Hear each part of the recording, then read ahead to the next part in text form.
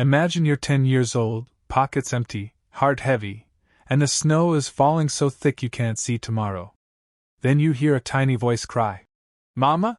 from the dark trees of Christmas Park. One choice. One night. One surprise that will make you cry, cheer, and hit replay. Stay with me. This is the story of Jamal and the miracle nobody saw coming. Jamal Washington laced his 2 small boots with a candy cane ribbon because the holes let the cold in anyway. 10 years old, skin the color of midnight, he walked the 3 miles from the East Side apartments to Christmas Park every December evening. Not for the lights, those belonged to people with daddies who paid the electric bill, but for the leftover glow that warmed his fingers when he pressed them against the bulbs nobody watched. Tonight the park was packed. Families snapped selfies under the 40-foot spruce. Carols blasted from speakers shaped like candy canes. Jamal slipped between them like a shadow nobody bothered to name. He was used to being unseen. His mama worked double shifts at the hospital, and the kids at school called him free lunch. He was circling the frozen duck pond when he heard it, a hiccup sob so small it could have been the wind. He turned. Nothing. Then again, closer. Under the drooping branches of a blue spruce sat a toddler no taller than Jamal's knee. Pink coat, one mitten missing, cheeks blotched red from crying. A little girl, alone. Jamal's first thought was run. Last time he tried to help, a security guard accused him of stealing. His second thought was louder, if that was my little sister. He knelt. "Hey, princess. I'm Jamal. You cold?" She blinked through frozen lashes and lifted her arms. No words, just trust.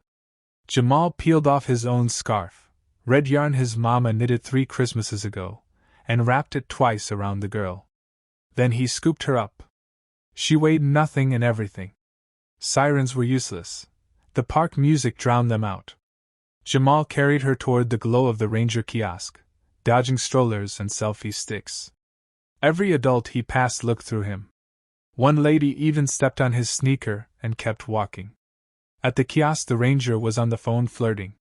Jamal knocked with his elbow. "Found a lost kid."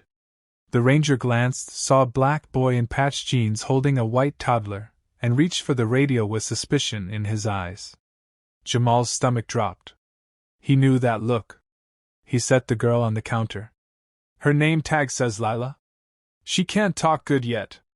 Lila reached back for him and wailed. The Ranger softened, but only an inch. "Stay right there, son."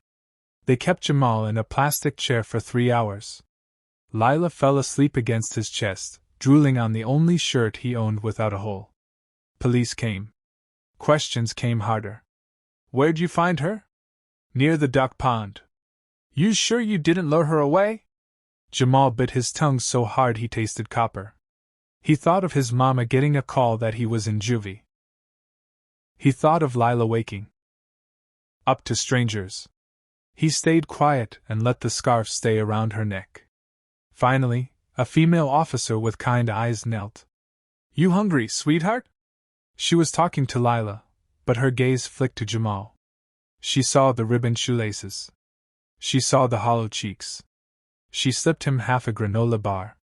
At 11:47 p.m. a couple burst through the doors, faces blotched the same red as Lila's had been. The mother screamed, "My baby!" and snatched Lila so fast Jamal's arms felt suddenly cold. The father's knees buckled.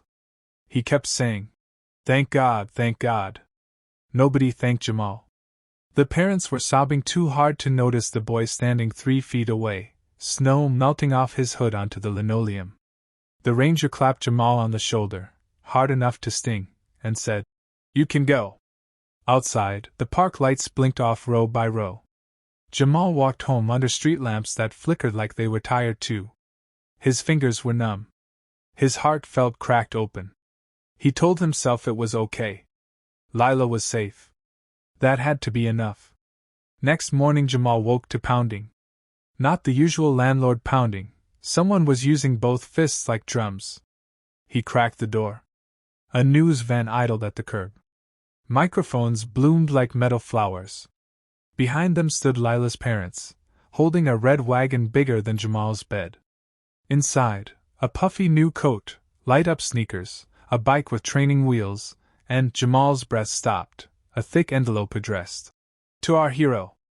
Lila toddled forward clutching the yarn scarf, now washed and soft. She thrust it at Jamal. Mine! She declared, then hugged his knees. The mother, Mrs. Harrington, knelt in the hallway that smelled of old grease and new hope.